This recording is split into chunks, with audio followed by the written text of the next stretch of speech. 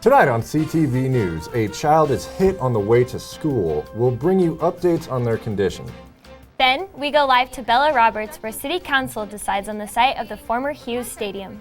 And polls close across the state. We bring you updates of the results of the ballot measures. All this and more starting now on CTV.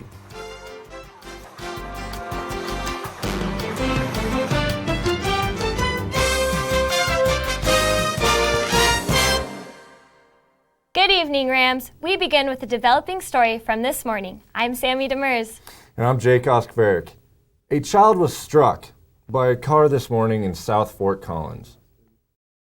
According to the Coloradan, the accident took place around 8:45 this morning at the intersection of Benthaven and Wabash Streets. Police say that the child was taken to the hospital with serious injuries. Authorities confirmed that the student attended Lopez Elementary. Police have not yet released any more information on the crash. Fort Collins City Council is set to discuss the former Hughes Stadium site. That's right, the council session began about an hour ago. For more, let's head over to Bella Roberts live at City Hall. Bella, what's going on out there? That's right, Jake and Sammy. We're here right now where the meeting is still underway. The council is currently introducing the item and will be discussing the zoning for the 600 to 700 houses that Leonard Homes plans to build.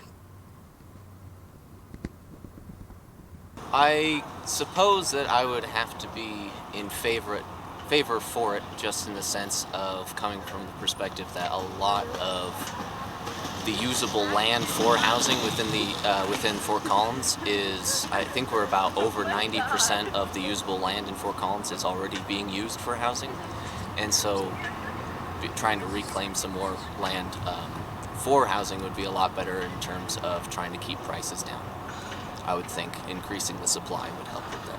I would appreciate it even more if it were student housing, but I guess I'm fine with it being open up to the public. But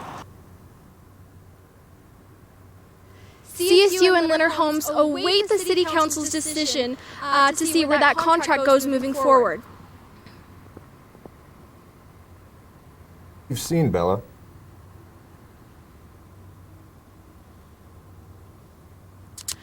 Well, as we were walking in, there were actually people who were against what CSU is doing, handing out pamphlets, and the turnout is very large right now. It looks to be like there's only standing room in there. Well, thank you, Bella.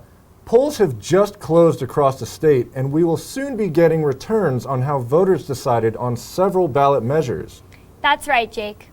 Voters are deciding on legalizing sports gambling, funding education without raising taxes across the state. Locally, here in Laramie County, voters are weighing on a sale tax increase. We will bring you updates on results throughout the night on our Twitter. And Bella and Lauren will bring us more updates on Thursday. Police identified the person who was killed in a fatal crash in the Poudre Canyon last week. The victim was identified as 32-year-old Logan Martinez of Alamosa. According to police, Martinez was pronounced dead at the scene. The Larimer County Sheriff's Office said that drugs and alcohol were not a factor in the crash, but speeding was. The Laramie County Sheriff's Office announced a major break in a 23-year-old case in northern Colorado this afternoon. Police say they arrested the woman in connection to the cold case this morning. The suspect is a 42-year-old Jennifer Catalinch. The cold case dates back to 1996, when the body of an unborn child was found at Horsetooth Reservoir. According to reports, Catalinch was a student at CSU at the time. A 22-year-old has been charged in connection to tampering with evidence that killed a CSU student in 2018. According to the Coloradan, Coleman Carver pled guilty to a felony charge for tampering with evidence that was associated with the death of 21-year-old Finnegan Daly. According to Fort Collins police, Daly's death was ruled an accident. The charge against Carver is due to the fact that he removed beer cans as well as ammunition from the scene, and he waited nearly 20 minutes before calling 911. Carver is set to be sentenced on December 4th, where he could face 12 to 18 months in prison and a $100,000 fine. The Centers for Disease Control is warning residents in Colorado of a severe salmonella outbreak. The outbreak, which has already killed one person in California, has affected 5 states, including Colorado. According to the Coloradoan, 3 people have already been hospitalized in Colorado. The CDC warns of symptoms of salmonella last about 4 to 7 days. Diarrhea, stomach cramps, and fever take place for the first 12 to 72 hours after being exposed. The CDC also reminds people to make sure to keep raw meat separate from other foods, washing hands after touching raw meat, and not to eat raw meat. And for cooking meat, to make sure that it reaches a temperature of 160 degrees. After reaching a 100-day milestone of her presidency, CSU President Joyce McConnell will be inaugurated on November 14th at 10:30 in the morning. The event is closed to the public. However, live streams will be set up around campus for students and faculty to watch. Throughout the month, McConnell is hosting a question and answer forum with students on November 21st from 11 in the morning to noon. The administration hopes that students turn out to share their thoughts, concerns, and ideas. For those who are not able to attend the sessions, you are still able to email presofc@colostate.edu. November 14th marks 20 years of climate action for the School of Global Environmental Sustainability at CSU as the city of Fort Collins itself. On November 14th, 2019, the CSU School of Global Environmental Sustainability and the city of Fort Collins will celebrate 20 years of climate action. The scientists here span a range of knowledge around ecosystems and ecology and the environment and human interactions. We have this kind of knowledge base in our sociology and political science departments, our atmospheric science department, in biology, in Warner College. So there's just kind of a critical mass that has always been here. I think it has something to do probably with, 1, we're a land-grant institution, and 2, this is Colorado, where the environment matters. And so I think that has drawn a lot of kind of critical mass to the problem.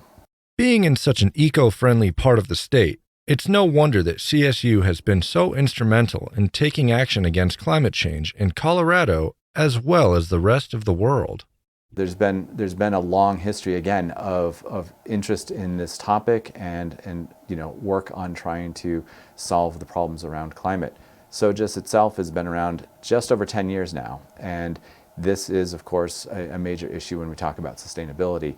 And SOGIS has been a place where we've brought together researchers from disparate disciplines on campus and allowed them to engage in meaningful ways. CSUS plans for future climate action. Visit sustainability.colostate.edu. According to the Military Times list, Colorado State University is second in the nation for vet-friendly universities. Here's a look into some of the unique resources offered for vets and adult learners at the university. Colorado State University was recently named second in the nation on the Military Times list for best schools for student veterans. And here at CSU, we have the Adult Learner and Veterans Office. This office is special to CSU because it's not only a veterans break room, but it's an adult learner break room. And so you have all forms of people who are coming back as transfer students into CSU able to interact together.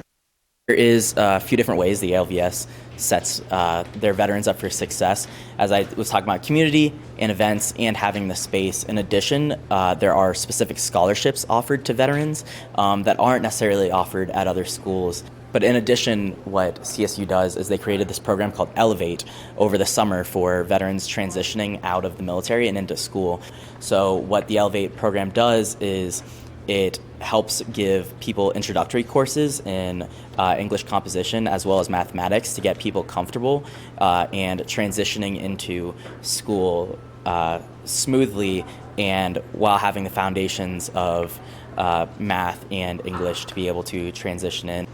When I came here and found CSU on the Military Times listing of being a number 5 public institution, that's an indicator right away that there's a third party that says CSU values their veterans. It was immediately clear that these people are here for us and want us to succeed, and they don't just want to see the GI benefit come to help the school's finances. CSU was the very first school to create an honor society for veterans called Salute. not only were we the first school, we are still the national headquarters for it, and we have our own salute organization here. And we're able to provide a service for veterans that most other schools can't match. That's why we are number 2. As a veteran student, I can vouch for the services available here on campus. Now, running is a big part of the military, and speaking of running, we had some runners in Fort Collins this past weekend, didn't we? We did, and I for sure wasn't one of them. I don't know about you all, but I definitely don't run. I am definitely not a runner either. My running days myself are behind me, but Yeah, for sure. But we had girls and guys this past weekend here for the Girls on the Run 5K, which made a stop in Fort Collins. But this wasn't any typical 5K run. The celebration also included recognizing accomplishments of girls and guys while expressing gratitude.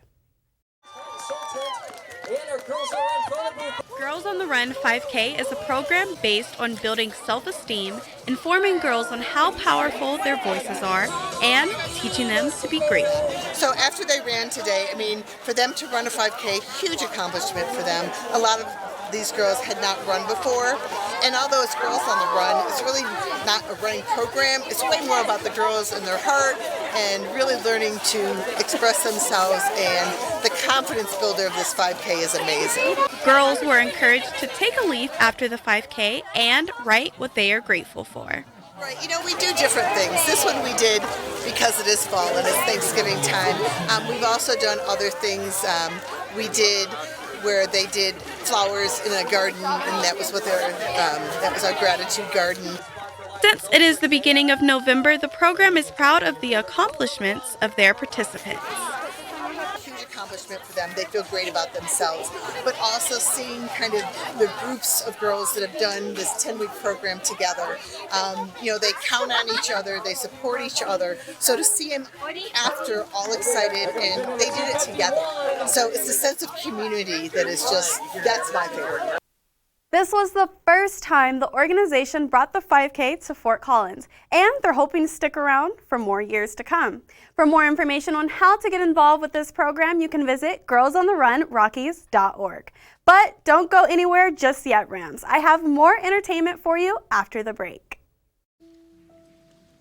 So there you are, shuffling through a stack of resumes, and you come to mine. This is it. First impression. My way in.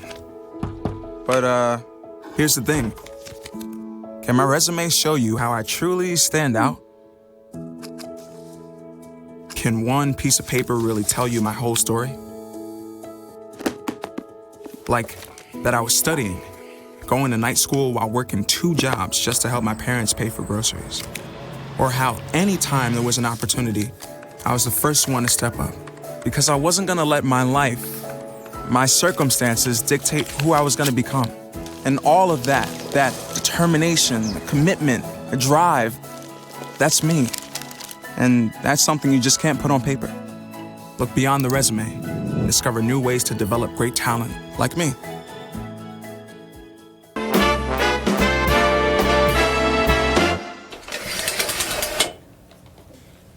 What's going on, Rams? If you're just joining us, my name is Janae Hancock, and as always, I am here to talk about all things entertainment every Tuesday night.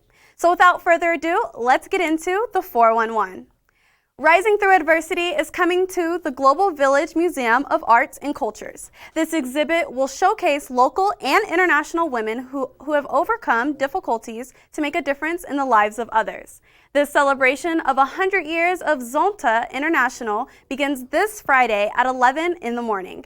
The display will stick around until February 22nd. To learn more about this exhibit, you can go to globalvillagemuseum.org.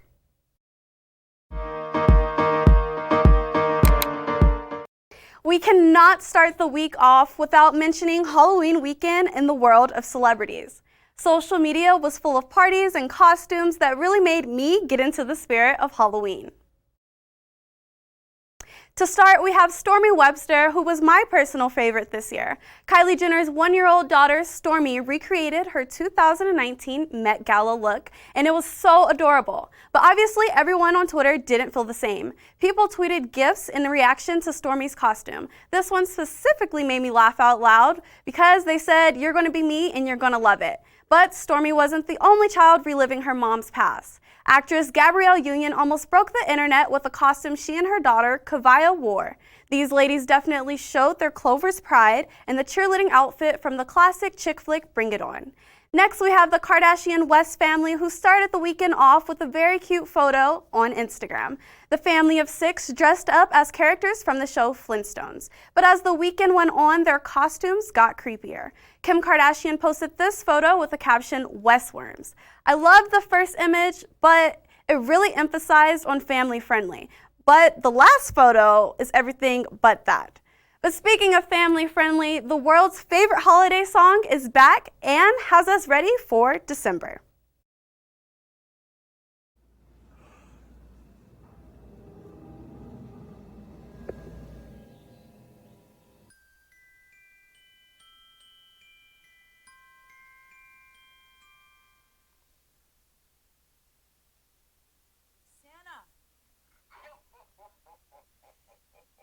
It's time.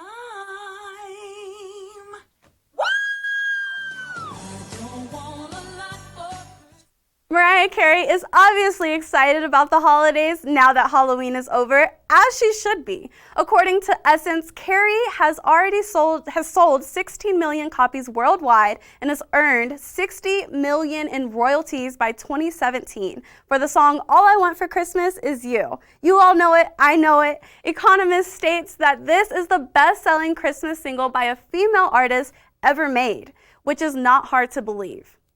Well, Rams, that's all of the entertainment I have for you all tonight, but stick around to hear if we should prepare ourselves for a Colorado winter coming up soon. Ren Wadsworth has the weather forecast after the break. Yeah! Sam, Elmo! Oh, hey, Julia! You ready to play band with us? I'm gonna play my clarinet. And Elmo's gonna play his drum. Drum loud. Oh, well, you know what to do, Julia. Julia knows. Mm-hmm. With Julia's autism, loud sounds can be too much. But she still loves to make music. Play band.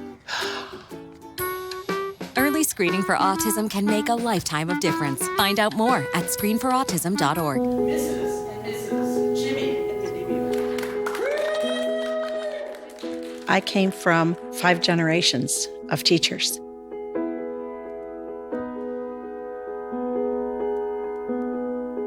Losing my job was the bottom falling out of my world.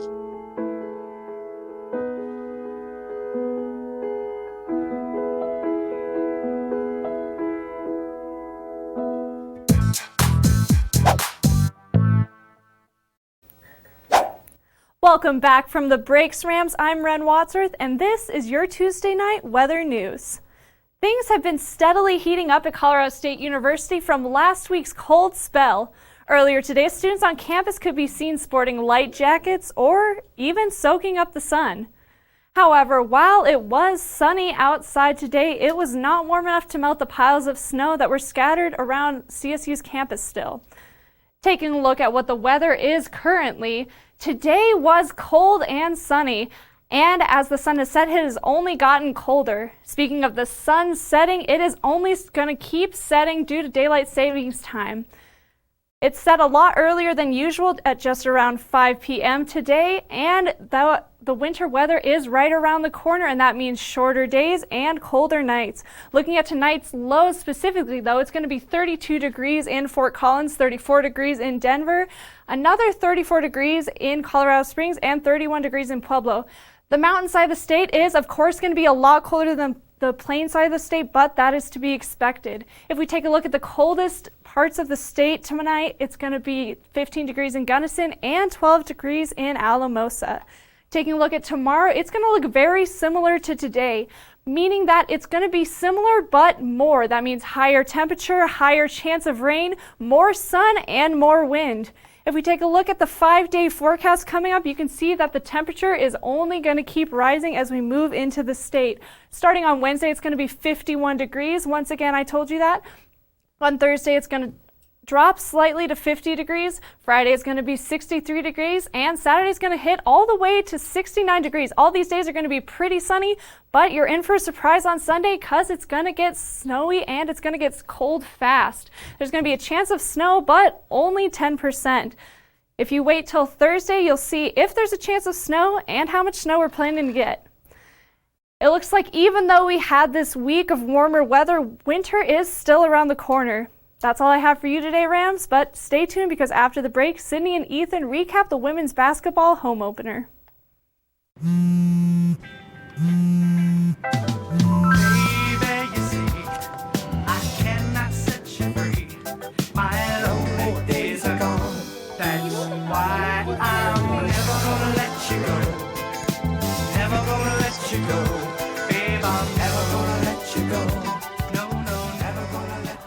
Here you go. Thank you. Thank you. I,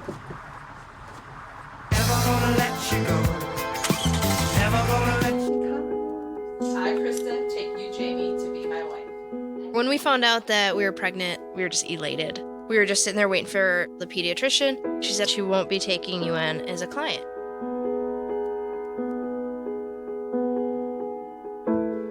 We are a lesbian couple, but she's just a baby. She's the one you're denying the service to.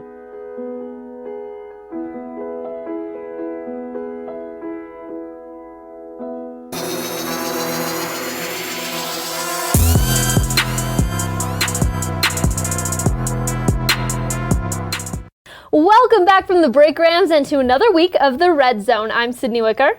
And I'm Ethan Bird. The CSU women's basketball team had their first game of the season today, and it tipped off with thousands of students from the Poudre School District.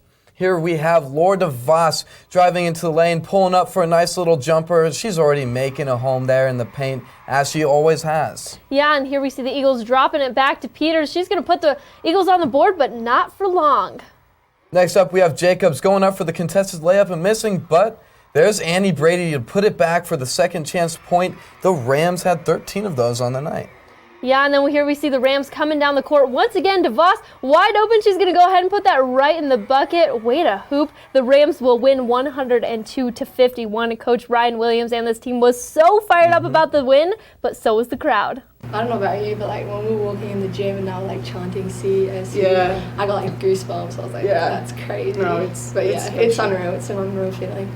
And to see those little girls see, Our Ladies perform, that's pretty cool. And the guys too. I'm sure those little boys were like, I wouldn't want to go against Annie Brady, right? So hopefully those kids were impressed. I think these are really good role models for those kids. There was good sportsmanship today during the game by both teams, and so fun day. I really like how Coach Williams mentions Annie Brady there. This is her, and the special thing about her is this is her first season back after missing all of last season due to an injury, and she starts off with 12 points and 9 rebounds, missing out on that first triple-double by only 1 rebound.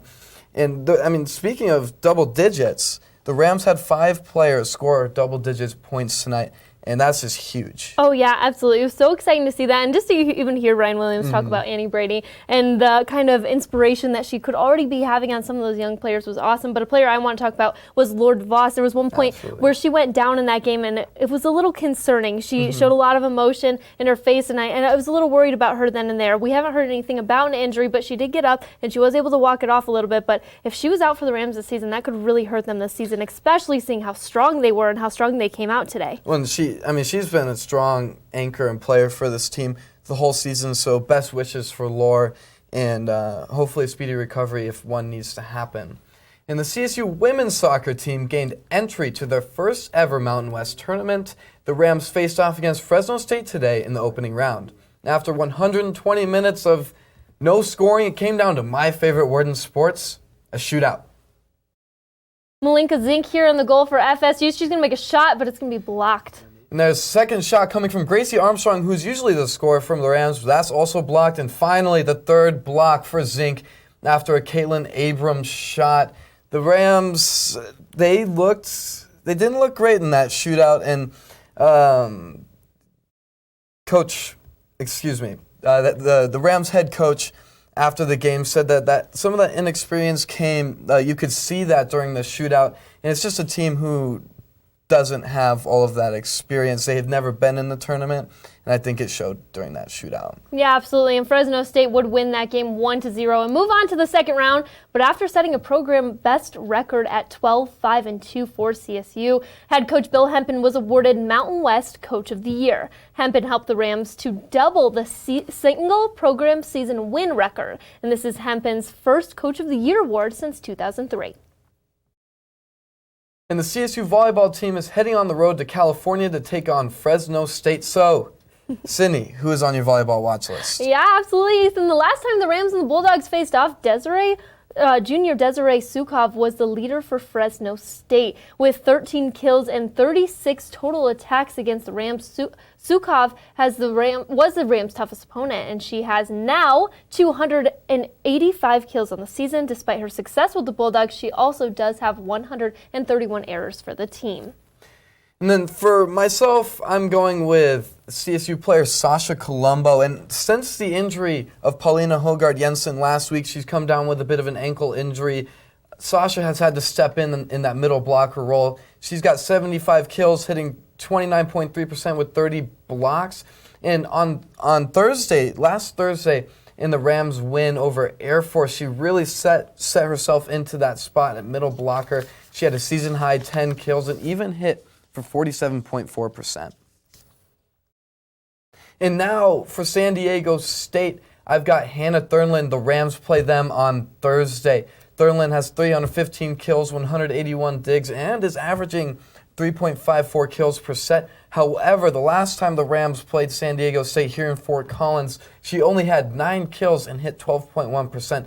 The Rams blockers will have to replicate that in order to slow her down. Yeah, absolutely. And looking at the Rams, Jessica Jackson has really stepped up in the lineup, and she's coming in hot. Jackson has tallied 169 kills and is the Rams' second leader in total attacks with 488. She's always a key player to look out for. Absolutely. And with every day that passes, the perfect Mountain West record becomes more attainable for this Rams team. And I really think it can happen. I don't see anybody slowing them down. Yeah, absolutely. My only worry for them is with Paulina being out. I hope they don't get a little too tired in their rotation. But, this Rams team has shown their dominance, and I'm excited for them. Absolutely. I mean, who isn't? And something that I'm excited for, it is finally time for Tell Me I'm Stupid. And I know it's been a while, Sid, so let me know. Will I be telling you you're stupid tonight? Ethan, I really don't know if you'll be telling me I'm stupid tonight or not. But tell me I'm stupid, Ethan. Fans should not leave games early. Sydney, I've watched The Office about 6 times through at this point in my life, so nobody knows me better than Michael Scott, so I'd like to hear from him for a second. That is a good point. It is a good point, Sydney. However, I'm kind of stuck. What do you do when you're getting absolutely blown out? Just ask my family. I'm a bear to be around whenever the Rockies lose, and I'm there to watch it. So sometimes you have to wonder, would it be better for your own mental health to leave early? But, if it's a close game, I see no point in ever leaving a game. And if you do, you're stupid. Yeah, no, I definitely agree with you there.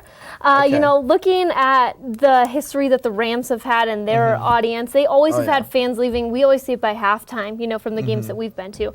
But, that I'm a Michigan fan, and this is a team that I've always watched. I was at the Michigan-Notre Dame game a couple weeks ago. Michigan was blowing them out for quite some time there, and it was pouring rain. Look at these shots. These fans did not leave. A couple of students from the student section left, but nobody had left this game. My grandpa had gotten his kidneys out 2 days before this, and he stood through this rain, and he loved every second of it, and so did I. So I have no excuse. Your team could be blowing another team out of proportion, or you could be losing, but you stand there and you soak it all in, and you just live in that moment, because that's what football's all about. Well, I am sure that was something very special to sit through and watch, but also you have to look at the culture of Michigan football.